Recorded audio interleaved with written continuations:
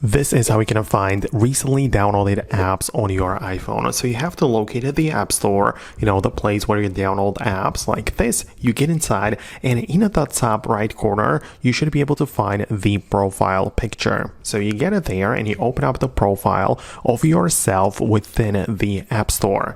So click on your menu or your name at the top again, and you'll be able to get inside like this, scan your face, and manage all of the information about yourself. So as you can see, we can go to the purchase history like this, and we're gonna select the period for, let's say, last year. We're gonna choose paid as well as free apps, and now this is going to be the list of every single thing you have purchased. It might be a book, it might be an app, and you can see it exactly when it happened, and you can kind of go back in a time to see the downloaded apps and also specifically when it happened.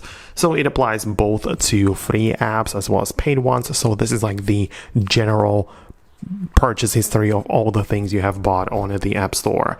Outside of that, in the main profile picture, so inside of the App Store, when you click on profile, you can as well go to the apps and purchase history and click on your apps, and in here you also have the list of all of the downloaded apps. So this is yet another way to get at the apps, but it is a little bit of a different thing because this is apps only and that was purchase history. So these are the two places which will definitely help you out.